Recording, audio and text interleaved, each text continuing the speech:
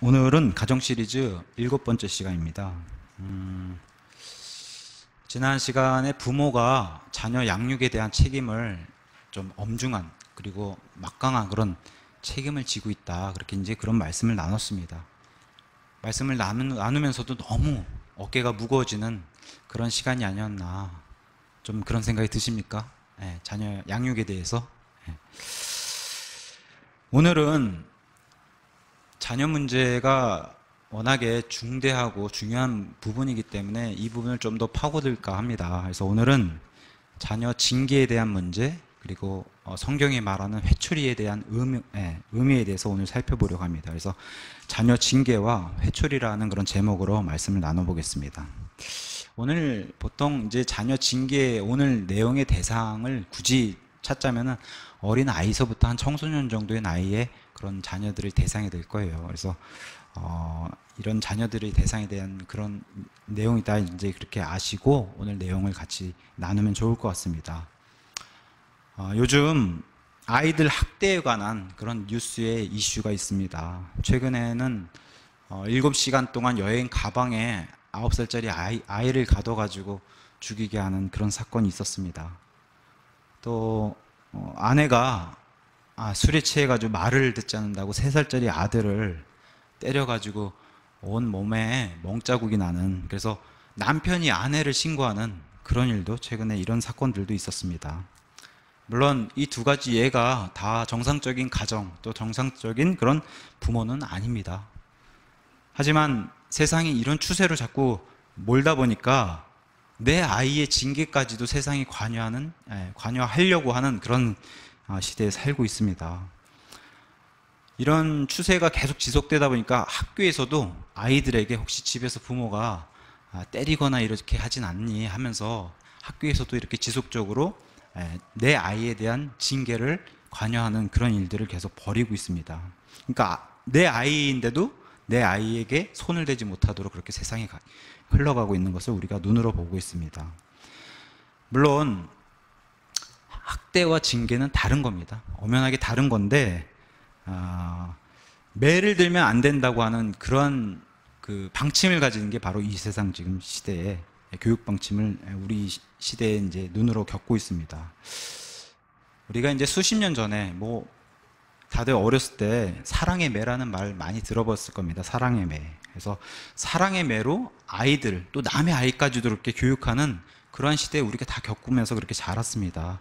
우리 조상들도 다 훈장님한테 매를 맞는 그런 것을 우리가 충분히 공부로도 겪었고, 오늘 본문도 얘기하고 있고 성경이 말하는 회초리란 단어가 등장해요. 회초리, 아이에게 되는 회초리.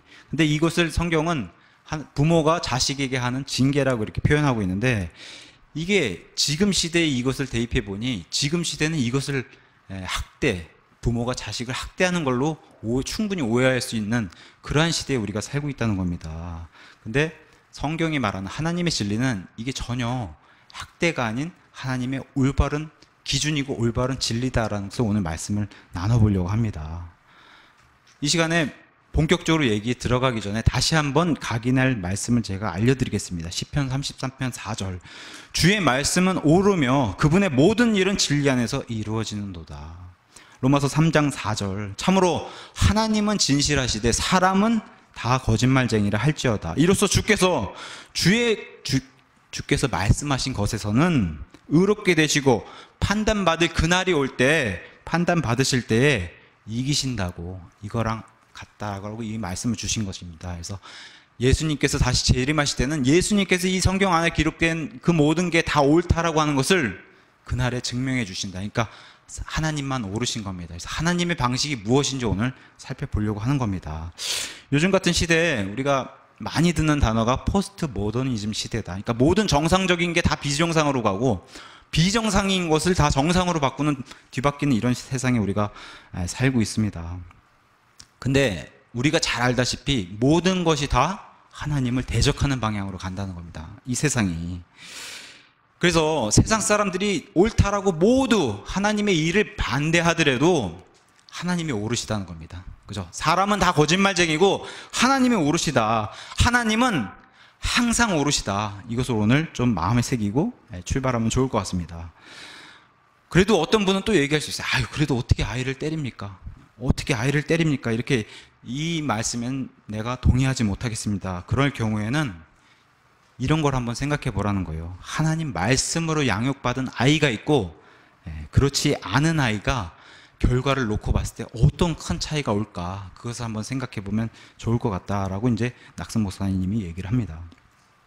오늘 아까 시편 33편 말씀, 로마서 3장 말씀을 기억하면서 우리 눈에는, 글쎄 제 딸 아이는 솔이 5살이에요. 눈에는, 제 눈에도 한없이 사랑스럽고 귀여운 아이입니다. 그럼에도 아이들이 잘못했을 때 어떻게 징계해야 하는지 하나님이 일러주신 방법이에요. 지금 오늘 나눌 말씀이. 그래서 하나님이 일러주신 성경이 말하는 어린 자녀 교육에 대해서 살펴보려고 하는 겁니다.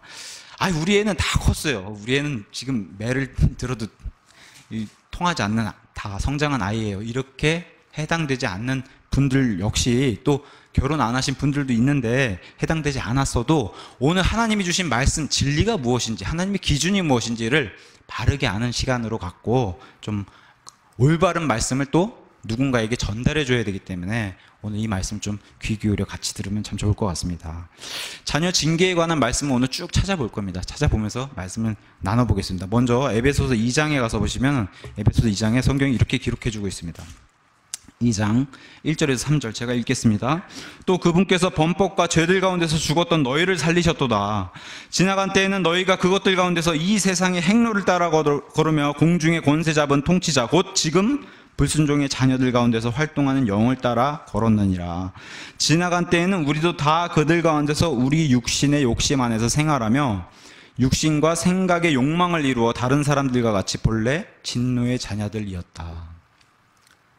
여기서 등장하는 우리가 눈여겨봐야 할 단어들이 있어요. 그것은 불순종의 자녀들이었고 진노의 자녀들이었다는 겁니다.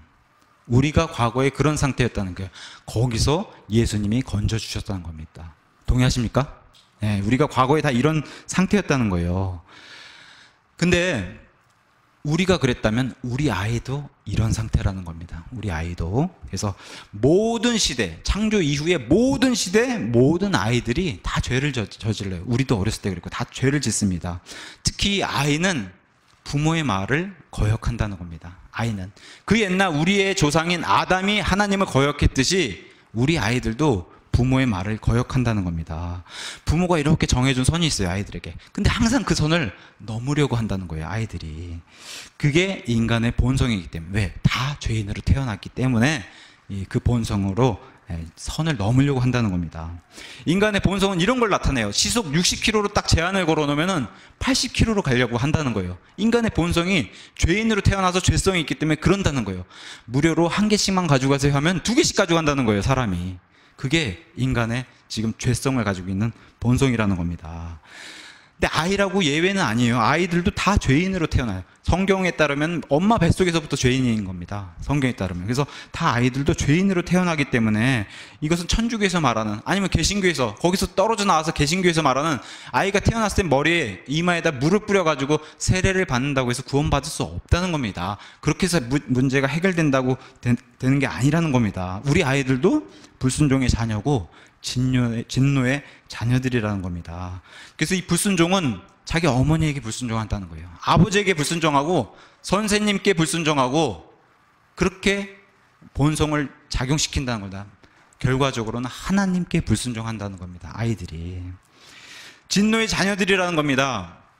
요한복음 1장에는 하나님께서 빛을 주셨어요. 이 세상 모든 사람들에게 예수님을 알 수 있는 빛을 주셨다고 성경이 기록해 주고 있어요. 로마서 1장 가서 보시면 사람들 마음속에, 양심 속에 하나님께서 하나님을 알 만한 것을 이 속에 넣어주셨는데 사람들이 애써 그걸 외면한다라고 성경이 기록해 주고 있습니다.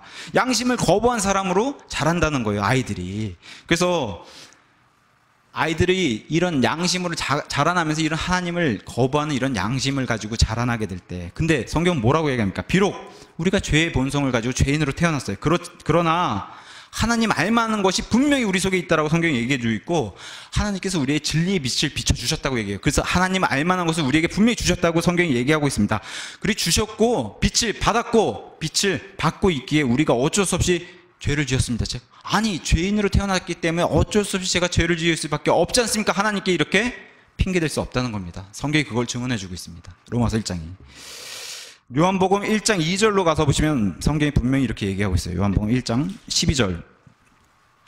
그분을 받아들인 자들, 예수님 얘기입니다. 그분을 받아들인 자들, 곧 그분의 이름을 믿는 자들에게는 다 하나님의 아들이 되는 권능을 그분께서 주셨다는 겁니다. 동의하십니까? 네. 근데 여기 분명히 중요한 말씀이 나와요. 받아들이고 믿어야 된다는 겁니다. 그러니까 아기들은 불가능한 거예요. 그분을 받아들이고 믿어야 된다는 거예요. 세례받아서 이거 문제가 해결되는 게 아니에요. 아기들은 불가능한 겁니다. 어떤 사람들은 얘기해요. 지금 잠깐 아기들에 관한 교리를 잠깐 짚고 넘어가면은 전쟁에서 죽는 아이들, 또 굶어서 아프리카 같은 데서 죽는 아이들, 고아로 태어나서 죽는 아이들, 이런 아기들이나 또는 어린 아이들을 불신자들은 이렇게 질문해요. 도대체 너희가 믿는 하나님은 이런 아이들 지옥으로 보내는 거냐? 그죠? 이런 질문 할 수 있어요. 불신자들은. 이런 하나님이면 나는 믿고 싶지 않다라고 얘기해요. 근데 분명히 우리가 아기에 관한 교리를 짚고 넘어가면은 사무엘하 12장에 가서 보시면 다윗이 밧세바란 여인과 간음을 해가지고 아이를 임신하게 돼요. 밧세바가. 근데 그 아이가 태어났을 때 하나님이 그 아이를 데려가세요. 아프게 해서 쳐서. 그래서 다윗이 이 아이를 데려가지 말아주십사 하고 기도를 드리는데도, 금식하면서 기도를 드리는데도 하나님이 데려가세요. 그러면 다윗이 무엇을 얘기하냐? 이 아이는 하나님께로 간다는 거예요. 아이는 지옥으로 가지 않고 아이는 하나님께로 간다. 그렇게 이제 그 고백을 사무엘기하 12장에 이제 기록해 놨습니다. 창세기 5장 1절에 가서 보시면 하나님의 아들들이 태어난 게 아니라 이제는 죄인으로 죄를 저질러서 그 뒤에는 아담의 세대들이 태어난다라고 성경에 기록해 있어요. 그 뒤에는 죄인들이 그냥 그 이후로는 계속 태어났다는 겁니다. 수태될 때부터 죄인으로 태어난다는 겁니다. 근데 죄인으로 태어났어도 요한복음 1장 12절 말씀처럼 아기들이 그분을 받아들이고 믿는 것은 불가능하기 때문에 아기들은 자기의 힘으로 그것을 가능하지 않기 때문에 하나님이 아기들은 죽었을 때는 데려가시는 거예요. 구원 여부와 상관없이 아기들은 이게 성경이 말하는 교리예요. 하나님은 그렇게 무자비하신 분이 아니세요.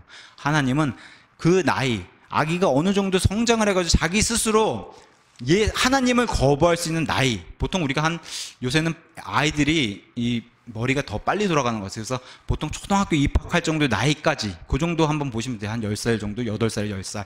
요 정도 나이가 되기 전까지는 하나님이 스스로 판단할 수 없고 스스로 믿을 수 없는 아이들은 죽으면 하나님이 데려가시는 거예요. 지옥으로 안 가고. 근데 그 이후에 스스로 하나님을 거부하겠습니다 하고 그 이후에 성장한 아이들, 청소년이 되면은 그때는 하나님의 징계가, 진노의 형벌이, 지옥으로 가는 그런 형벌이 이루어진다고. 그게 성경이 말하는 아기들에 관한 교리예요. 아기들에 관한 교리. 아기들은 그럼 무조건 좋은 거 아닙니까? 사실 좋은 게 아니에요. 왜? 아기들은 성화의 보상이 없어요. 그죠?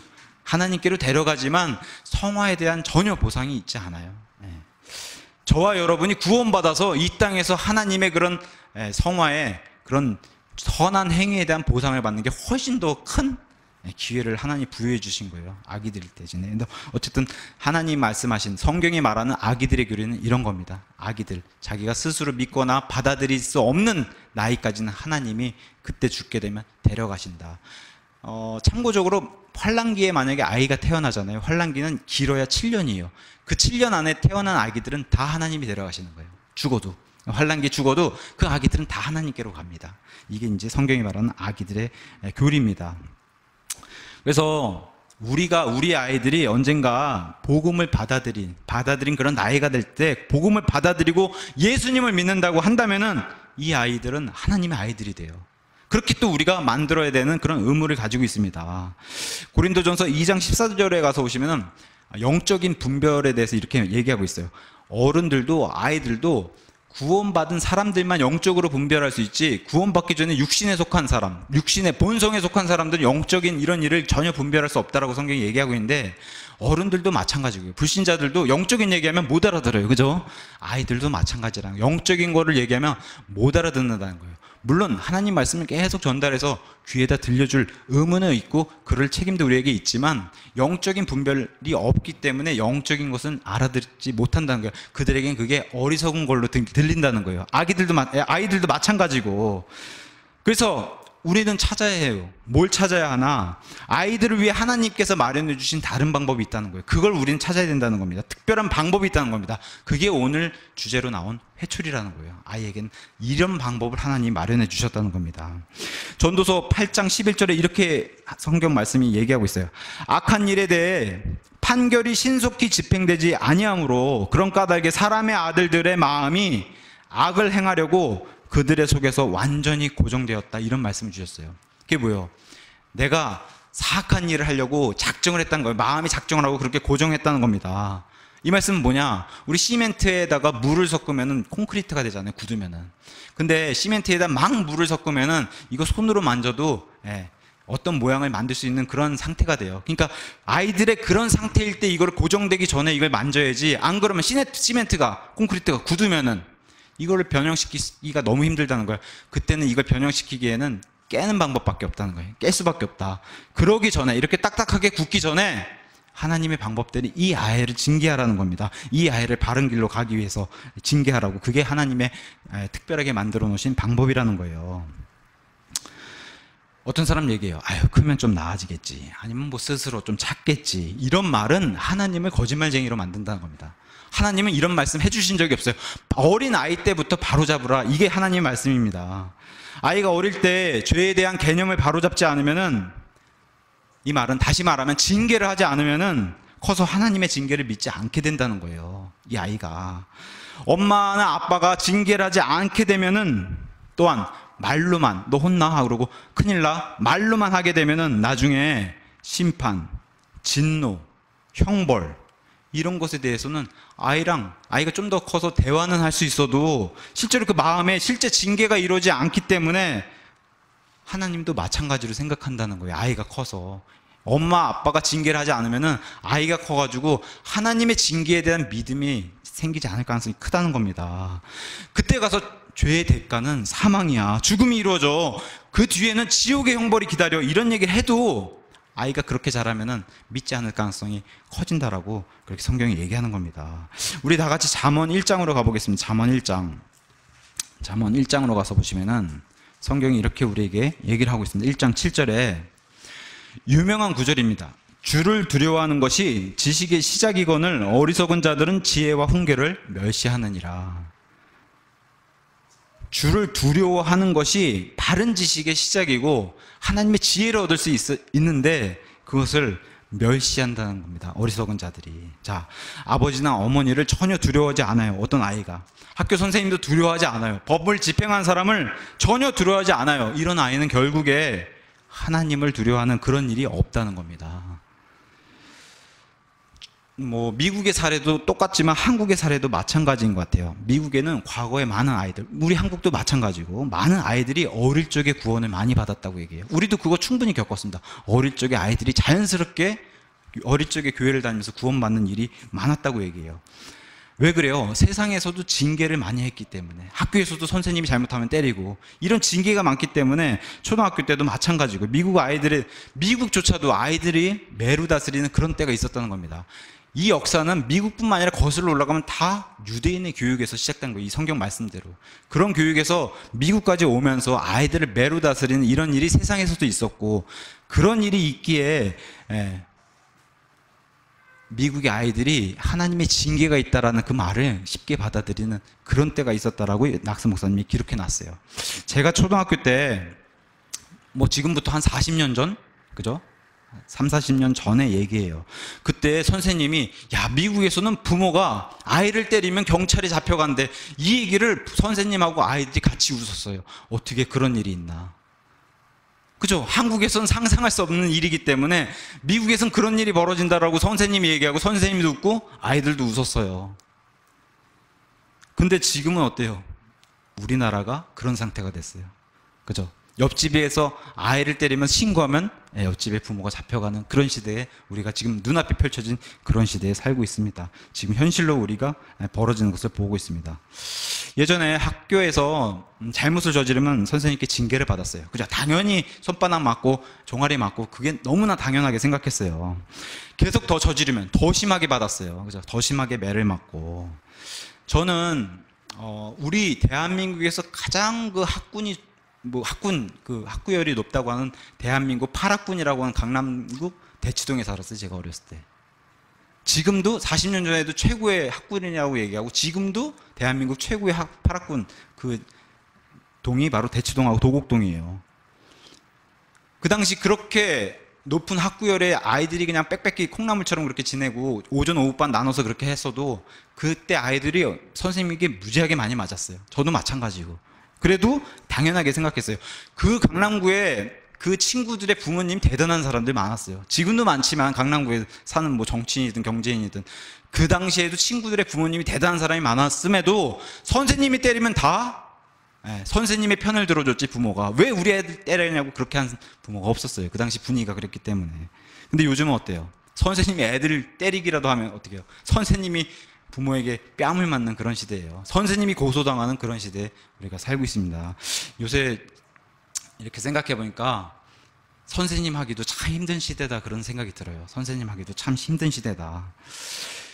예전에는 집에서도 어머니에게도 매를 맞고 더한 잘못을 계속 저지르면 아버지에게도 매를 맞고 그랬습니다. 뭐 주변에 제 친구들도 매뿐만 아니라 그냥 겨울에도 빤스만 입고 다 집 밖에 나와서 이렇게 벌 받고 그런 시대가 있었어요. 근데 지금은 너무 노란 단어를 부모들이 안 쓰고 전부 오케이 오케이 하는 그런 오냐오냐라고 키우는 매를 들기는커녕 너무 애를 귀하게 키우는 그런 시대에 우리가 살고 있습니다. 그러니까 이러한 징계가 전혀 이루어지지 않는 그런 시대에 우리가 살고 있다라고 이제 그렇게 말씀드릴 수 있습니다.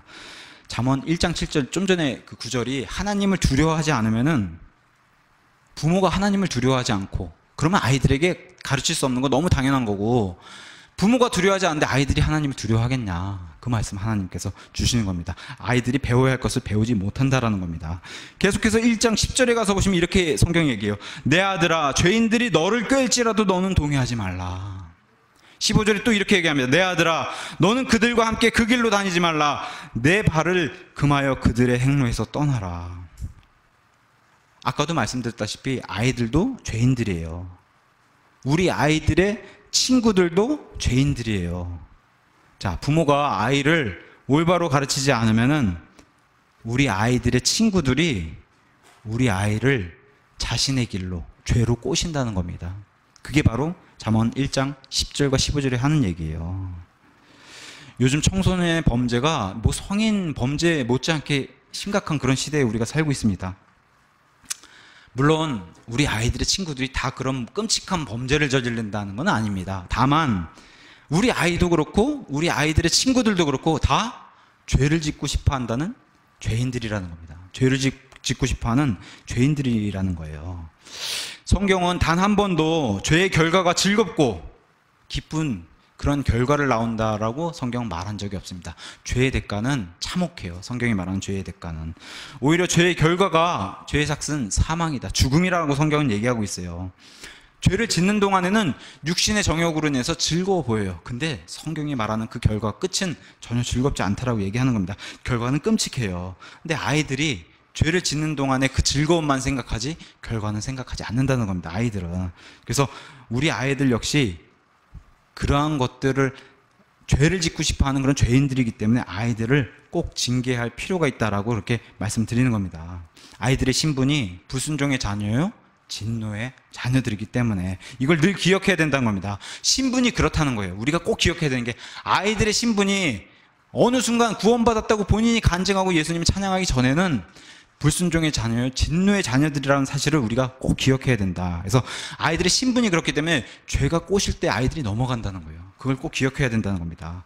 계속해서 잠언 1장 20절에서 23절 제가 읽겠습니다. 지혜가 밖에서 외치며 거리에서 자기 목소리를 내고 군중이 모이는 중요한 곳과 성문 통로들에서 외치며 도시 안에서 자기 말들을 내어 이르되 단순한 자들아 너희가 어느 때까지 단순함을 사랑하겠느냐. 비웃는 자들이 어느 때까지 자기들의 비웃는 것을 기뻐하고 어리석은 자들이 지식을 미워하겠느냐. 23절 너희는 내 책망을 듣고 돌이키라. 보라 내가 내 영을 너희에게 부어주어 내 말들을 너희에게 알려주리라. 지혜가 너희들은 이런 길에서 벗어나려고 하지 말고 죄인들이 너를 깰지라도 너는 동요하지 말고 이 길로 가지 말아라. 하는 그 말씀, 이 지혜가 계속 외친다는 거예요. 내 책망을 듣고 돌이켜라. 아이들에게도 부모가 이렇게 외쳐야 된다는 겁니다. 근데 이렇게 듣는다는 거예요? 안 듣는다는 거예요? 안 듣는다는 거예요.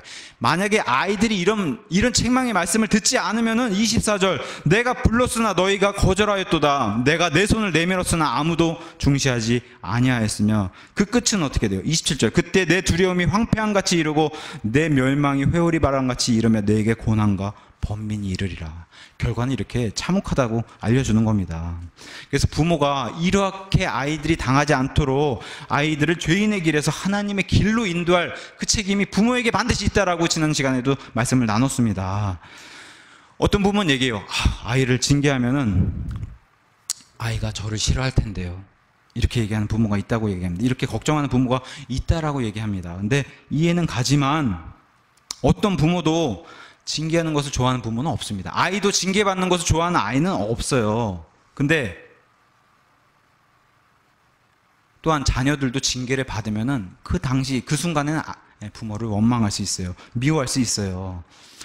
근데 성경이 분명히 얘기합니다. 누군가는 아이를 훈련시켜야 된다고. 누군가는. 근데 부모가 만약에 그 훈련을 안 시키면은 내 아이의 친구들이 내 아이를 훈련시킨다는 거예요. 어디로? 자기의 길로. 이거 참 무서운 거예요. 내가 아이를 훈련시키지 않으면은 내 아이의 친구들이, 물론 내 아이가 정말 좋은 친구를 사귀어서 야, 쟤 좀 본받아라, 이런 좋은 친구가 있으면 다행이지만 대부분은 그렇지 않다는 걸 우리가 잘 알잖아요. 내 아이의 친구들이 자신의 길로 내 아이를 꿰서 죄의 길로 들어서게 한다는 겁니다. 자, 어떤 분들은 제 아이는, 저는 아이를 믿습니다. 그러니까 아이에게 간섭하지 않습니다. 근데 성경은 뭐라고 얘기해요? 부모가 간섭하지 않으면 다른 아이들에게 영향을 받는다는 거예요. 불행하게도 대부분의 아이들이 부모보다는 친구 영향을 많이 받는다는 거예요. 부모보다는 친구 영향을, 더 큰 영향을 받는다는 게 참 불행한 얘기입니다. 그래서 성경에는 그럼 우리 자녀들을 어떻게 양육시켜야 되나, 하나님의 징계 방법이 어떤 것인가, 뭐라고 얘기해요? 22장으로 한번 가보겠습니다. 22장 15절. 22장 15절에 가서 보시면 성경이 이렇게 얘기했어요. 아이의 마음에는 어리석음이 매여 있거니와 바로잡는 회초리가 그것을 몰아내어 그에게서 멀리 떠나게 하리라. 이거 요즘 세상에 얘기하면 끔찍한 얘기예요. 밖에 사람들이 들으면, 아니 아이를 때려?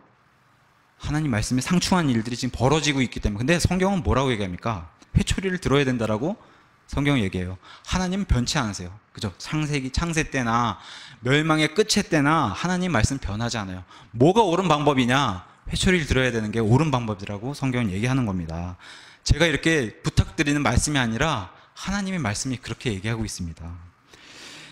이것은 자식에게 회초리를 들어서 스트레스 풀라고 얘기하는 게 아니에요. 스트레스 푼다면 그거는 진짜 폭행이죠. 그게 학대고, 그거를 얘기하는 게 아닙니다. 정상적인 부모라면은 아이에게 매를 들면 부모 마음이 더 아파야 되는 게 정상적인 부모예요. 그러죠? 너무 당연한 겁니다. 그래서 성경은 계속해서 무엇을 얘기합니까? 남녀가 만나서 반드시 결혼해야 되고 가정을 이루고 자녀를 꼭 낳으라고 하나님이 일러주세요. 그래야지 하나님의 마음을 조금이라도 더 이해한다는 겁니다. 매를 들어봐야 하나님의 마음을 조금 더 이해한다는 거예요. 왜? 하나님은 더 큰 매를 드시면서 더 마음이 아프시거든요. 그죠? 우리 자녀들을 징계하실 때 그것을 조금이라도 알 수 있는 게 우리가 자녀들을 낳아서 징계해보면 그 마음을 알 수 있다는 겁니다. 그래서 결혼하지 않은 사람들이나 자녀를 두지 않은 사람들은 이런 심정을 알지 못한다는 거예요. 그래서 좀 전에 말씀드렸던 것처럼 반드시 결혼해서 가정을 이뤄가지고 자녀를 낳는 것이 하나님이 원하시는 것이다. 그래서 지난 시간에 무드셀라를 낳고서 그때서부터의 진정 하나님과 같이 걷는 에녹의 얘기를 지난 시간에 나눴던 겁니다. 무드셀라를 낳고 그 이후부터 하나님과 함께 동행하면서 죽는 그날까지, 휴거받는 그날까지 하나님과 동행했던 에녹이 바로 무드셀라를 낳은 이후부터 하나님과 진짜 성화를 이뤘다라는 걸 성경이 알려주고 있습니다. 자, 지금껏 말했던 하나님께서 일러주신, 그럼 징계를 어떻게 되냐? 그게 구체적인 방법이 바로 회초리를 들어야 된다라고 성경이 얘기하는 겁니다. 어린 아이서부터 청소년 때까지는 회초리를 들어야 된다. 뭐 중학교, 고등학교 장성한 그런 아이들이 지나가면 사실 회초리를 들기 힘들죠. 그러니까 어린아이 때, 대부분의 어린아이였을 때 회초리를 들으라고 성경이 얘기하는 겁니다. 그래야 모든 죄를 심판하시고 징계하시는 분이 있다는 사실을 나중에 아이가 받아들일 수 있다는 거예요. 이런 징계가 있어야. 더 중요한 건 뭐예요? 이렇게 징계를 해야 나중에 복음을 받아들일 준비를 시킬 수 있다는 겁니다. 복음을 받아들일 준비를 시킬 수 있다. 어느 정도 회초리를 들어야 되나? 여기 좀 전에 말씀 22장 15절처럼 아이의 어리석음이 떠나갈 정도로만 회초리를 대라는 겁니다. 이렇게 이제 성경이 말하고 있습니다. 그러니까 어느 정도 분량은 각 가정에서 알아서 부모가 그 회초리를 드시면 되는 겁니다. 또 잠언 13장을 한번 가보겠습니다. 잠언 13장. 잠언에서 얼마나 많은 말씀이 하나님의 회초리에 대해서 증언하고 있는지 잠언 13장 24절에도 이렇게 성경은 얘기하고 있습니다. 회초리를 아끼는 자는 자기 아들을 미워하거니와 그를 사랑하는 자는 어릴 때 그를 징계하느니라. 여기서 부모는 반드시 아이를 때릴 회초리, 자기 회초리를 가지고 있어야 된다고 성경이 얘기하고 있어요. 영어로 스페어라고 돼 있어요. 우리 스페어 타이어 있잖아요. 예. 비상시에 쓸 스페어 타이어처럼 부모가 항시 이 스페어 타이어처럼 스페어 그런 막대기를 회초리를 가지고 있어야 되고, 또 아이를 위해서 매를 때리면서 이 회초리를 남겨두는 것은 아이를 미워하는 일이다. 스페어 타이어처럼 회초리를 남겨두지 말고 아이를 위한 회초리로 사용하라고 이렇게 성경이 얘기하고 있는 겁니다. 아이를 위한 회초리를 부모가 가지고 있어야 됩니다. 아이를 징계는 다른 사람의 책임이 아니다라고 성경이 얘기하고 있어요. 이것이 세상 죄로부터 아이를 지키는 일이라고 성경이 얘기하는 겁니다. 이렇게 지키지 않는다면 성경이 뭐라고 얘기해요? 내 아이의 회초리를 내가 들지 않으면 그 아이를 내가 미워하는 거라는 겁니다. 내 아이를 이뻐해 주는 게 사랑이 아니라 그건 진짜 사랑이 아니라고 얘기하는 거예요. 내 아이를 정말 사랑한다면 이 아이가 바른 길로 갈 수 있도록 회초리를 드는 것이 진짜 아이를 사랑하는 거라고 얘기하는 거예요. 성경 말씀이. 예.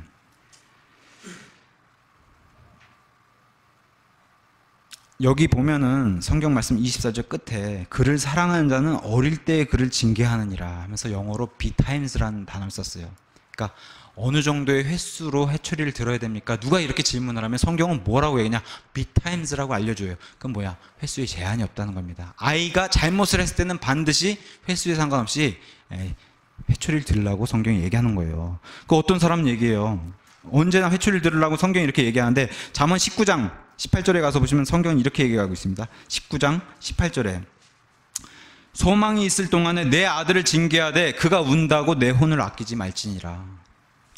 이거 참 의미심장한 말씀입니다. 소망이 있을 때 회초리를 들라는 거예요. 소망이 있을 때. 그게 뭐예요? 아이가 이미 장성하게 되면 매를 들어도 소용이 없다는 거예요. 그 얘기를 이렇게 설명해 놨습니다. 소망이 있을 때 그때 내 아들을 징계하되 그가 운다고 봐주지 말고 내 혼을 아끼지 말지냐 이렇게 얘기하고 있습니다. 아이들이 장성하면 회초리는 더 이상 의미가 없어져요. 그렇게 되기 전에 징계를 해야 된다라고 얘기합니다.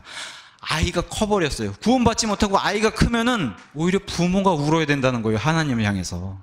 아이가 어렸을 때 아이 스스로 하나님께 울도록 징계를 해야지, 아이가 이미 징계의 때를 놓쳐서 커버리면은 그땐 부모가 울어야 된다는 거예요. 참 의미심장한 말씀을 이렇게 줬습니다. 그렇게 되기 전에 징계해야 된다. 또한 아이가 운다고 봐주지 말라는 거예요. 운다고 무엇을 잘못했는지 알고 진심으로 회개하는 게 아니라는 겁니다. 우리가 운다고 회개했다는 게 아니라는 걸 우리가 충분히 알 수 있습니다. 회개는 눈물이 아니라 180도 마음을 돌이켜서 행동으로 나타내는 게 회개라는 거지, 회개하면 울 수도 있지만 그걸 뒤바꿔서 운다고 회개한 게 아니다. 그러니까 아이들이 눈물로 포장한 곳에 봐주지 말고 그 아이를 진정으로 징계하라고 성경이 이렇게 얘기하고 있습니다. 그러면서 오늘 본문인 23절의 말씀이 이렇게 얘기하고 있어요. 13절. 바로잡는 것을 아이에게 금하지 말라. 내가 그를 회초리로 때릴지라도 그가 죽지 아니하리라. 너는 그를 회초리로 때려서 그의 혼을 지옥에서 건질지니라. 이게 참 어마어마한 말씀입니다. 이게 아이의 육신을 징계했는데 결국 아이의 혼에도 큰 영향을 끼친다는 겁니다. 이게 다시 한번 계속해서 말씀드리지만 결국 부모로부터 징계를 받으며 자란 아이는 죄에 대한 형벌에 대해 존재한다는 사실을 몸으로 터득한다는 거예요. 아이가 몸으로 터득한다. 그래서 나중에 자기 스스로 믿음을 자각할 수 있는 그런 나이가 되면은 죄에 대한 하나님의 심판의 말씀을 들었을 때에 예수 그리스도를 믿을 수 있는 가능성이 굉장히 높아진다는 겁니다. 이런 아이로 자라게 되면. 어떤 사람 얘기해요. 야, 여기 13절에 그를 회초리로 때린다라고 하면서 영어로 비트란 단어 썼어요. 이거 너무 심한 단어 아닙니까? 이렇게 얘기한 사람이 있다고 얘기해요. 근데 잔인한 게 아니에요. 비트. 우리 누가 춤출 때 비트 주세요 그러잖아요. 비트. 드럼을 칠 때도 비트란 단어를 써요. 어떤 사람이 드럼을 연주하는데 막 드럼을 때려 부수려고 이걸 비트하는 사람은 없지 않습니까? 알맞게 적당히 이걸 연주해서 유익을 남기지 않습니까? 똑같다는 겁니다. 아이의 회초리를 낼 때 그 아이 망가지고 뭐 몸을 망가뜨리려고 때리는 부모가 어디 있어요? 적당한 강도로 해서 그 아이가 악에서부터 떨어질 정도로만 때리라고 그렇게 얘기를 하는 겁니다. 성경은 계속해서. 아이가 잘못했을 때 회초리로 때리라고 이렇게 계속 하나님 말씀하시는데, 어떤 사람들은 그죠, 주먹으로 때리고, 그죠, 뭐 다른 물건으로 때린다든가 이빨을 부러뜨린다든가, 이런 거는 하나님의 방법이 아니죠. 이것은 감옥에 갈 일이지 하나님의 징계가 아닙니다. 이렇게 때리는 것은. 징계 또는 교육한다는 명목하에 아이들에게 상해를 입히는 사람들은 나라의 법에 따라서 처벌받아야 돼요. 그런 사람들은 이렇게 징계하는 게 아니라, 성경은 아이의 뒤쪽, 뭐 여기선 등, 백이란 단어를 썼어요. 우리 뭐 선조들이 했던 방식으로는 종아리, 허벅지, 얼마든지 그런 뒤쪽을 때리는데 반드시 회초리, 막대기를 들고 때리라고 성경이 계속 얘기를 하는 겁니다. 자기 마음대로 부모가 하는 것은, 폭행하는 것은 징계가 아니라 그건 폭력이라고 얘기할 수 있어요. 우리가 그런 방식이 아니라 하나님은 반드시 하나님 방식대로 막대기를 들어서 어린아이를 교육하라고 이렇게 얘기하는 겁니다. 잠언 10장 13절에 제가 읽어드리겠습니다. 이렇게 얘기하고 있어요. 명철이 있는 자에게는 입술에서 지혜를 찾으려니와 명철이 없는 자의 등을 위해 회초리가 있느냐. 이때 등장하죠. 백이란 단어, 내 뒤를 때리라는 겁니다. 명철이 없는 자는, 아이들은 이렇게 때려서 이것을 바로잡으라는 겁니다.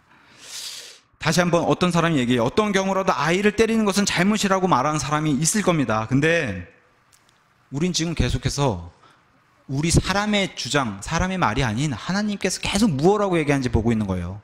하나님께서 계속 무엇라고 얘기하는지. 하나님은 계속해서 변함없이 아이에게는 반드시 회초리를 들라고 계속 얘기하고 있는 겁니다. 그래서 하나님과 반대되는 다른 것을 주장한다면은 저와 여러분이 거짓말쟁이인 거예요. 하나님이 오르신 겁니다. 그것을 말씀드립니다. 잠언 29장 15절 제가 읽어드릴게요. 회초리와 꾸짖음은 지혜를 주거니와, 그죠? 회초리와 꾸짖는 것은 지혜를 준다는 거예요. 제멋대로 버려둔 자식은 자기 어머니에게 수치를 가져오느니라. 참 의미심장한 말씀인데, 이것도 예전에는 학교에서 아이가 선생님께 매를 맞고 오면은 부모가 선생님께 와서 뭐라고 얘기해요? 아이를 잘못 키워서 죄송합니다라고 사죄를 했어요. 그죠? 네. 믿지 않는 부모들도 아이의 책임이 자신에게 있는 것을 당연히 그렇게 받아들였습니다. 제가 고등학교 때 이런 일이 있었어요. 한창 이제 방황하던 시기였는데, 개구리라고 하는 그런 눈이 큰 아이의 별명이 개구리라고 하는 그 친구가 자기 집이 부모님들이 어디 가셔가지고 비니까 진탕 한번 마셔보자 술을 해가지고 자기가 술상을 다 차려놓고 한 10몇 명이서 술을 마셨어요. 재밌게 잘 마셨습니다.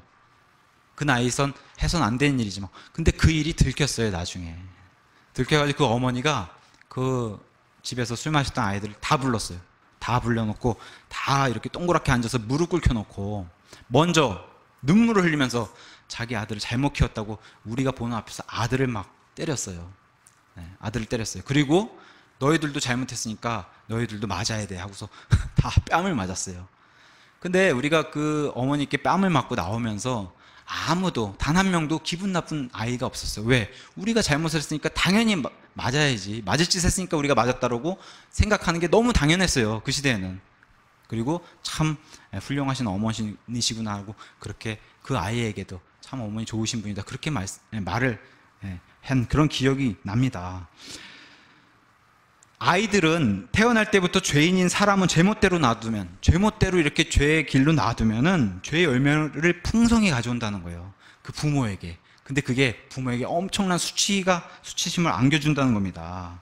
그 아이를 기른 부모에게 수치심을 안겨준다는 거예요. 근데 그게 세상에서만 우리가 수치를 당하면 너무 다행인데, 어디에서도 수치를 당해요. 예수 그리스도 앞에 가서도 수치를 당한다는 거예요. 내 아들이 죄의 열매를 가득 가져왔을 때 그 회개복을 할 그날에. 이게 더 큰 문제라고 말씀드리는 겁니다. 마지막으로 유명한 히브리서 12장 말씀 우리가 다 같이 한번 보겠습니다. 히브리서 12장 제가 읽겠습니다. 7절부터 11절입니다. 너희가 징계를 견뎌내면 하나님께서 아들들을 대우하듯 너희를 대우하시나니 아버지가 징계하지 않는 자가 무슨 아들이냐. 자기 자식은 반드시 징계한다는 겁니다. 이거 유명한 구절이잖아요. 8절 모든 사람이 징계를 받음으로, 이건 믿는 사람이든 믿지 않는 사람이든 모든 사람이 다 징계를 받는다는 겁니다. 너희에게 징계가 없으면 너희가 사생하여 아들이 아니니라. 그러니까 자기 자식은 반드시 징계를 한다는 겁니다.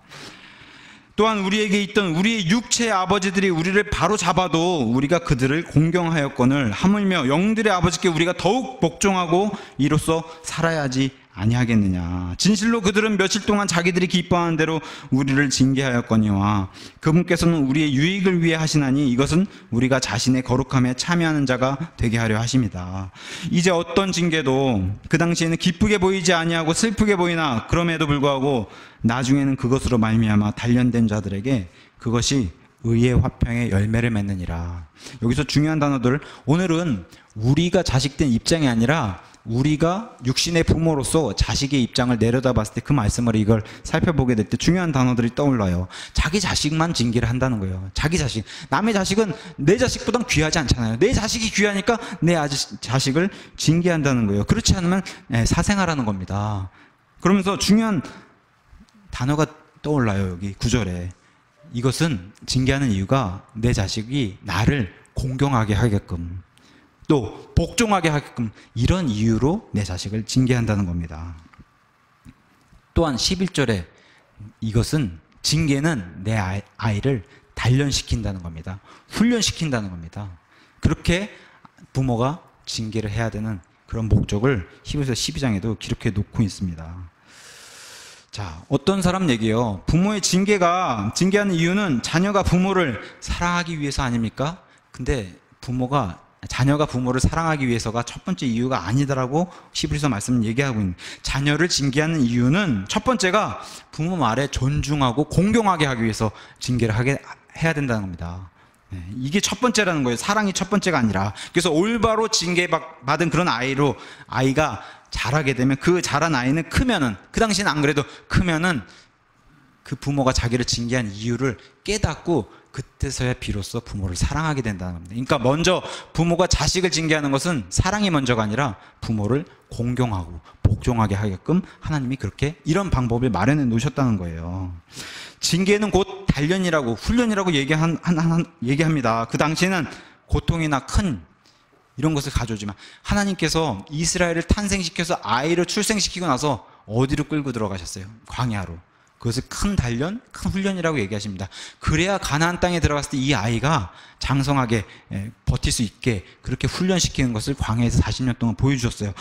그 당시는 고통이에요. 이스라엘 백성들이 고통을 당했어요. 40년 동안 광야에서. 근데 나중에 큰 유익을 위해서 이렇게 단련시켰다는 겁니다. 하나님 역시 이스라엘을 아이로 놓고 봤을 때. 자, 결론의 말씀을 드리겠습니다. 남의 자식을 징계할 수 없어요. 내 자식도 지금 징계하는데 눈치 보이는데 남의 자식 징계하겠어요? 남의 자식 징계할 수 없습니다.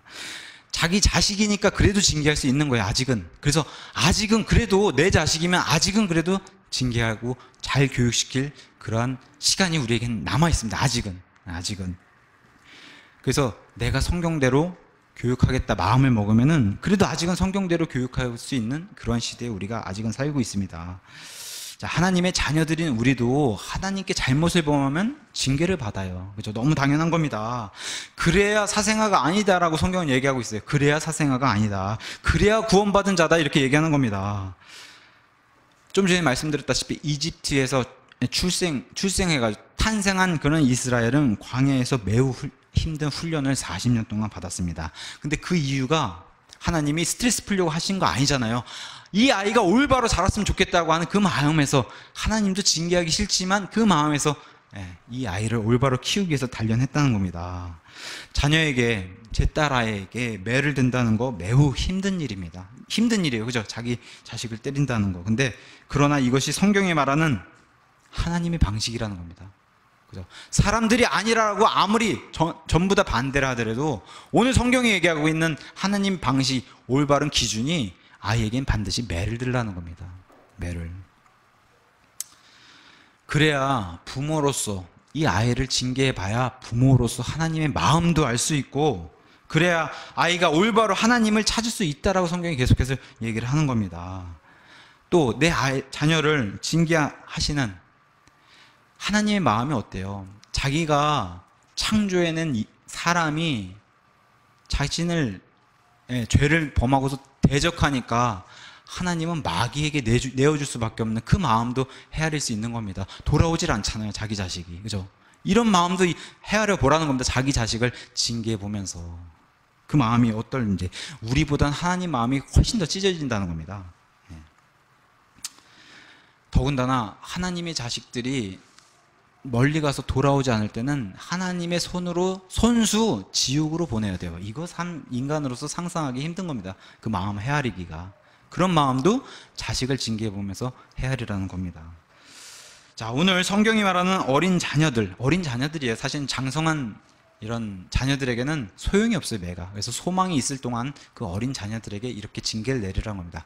아마 다음 시간에는 성인이 된 자녀들에 대한 그런 말씀에 대해서 나눠볼 겁니다. 그리고 그 다음 시간에 우리 모든 가정이 힘을 합쳐서 이렇게 뭉치면은 마귀도 능히, 하나님과 함께 뭉치면 능히 대적할 수 있다는 그런 말씀으로 가정 시리즈가 마무리할 것 같습니다.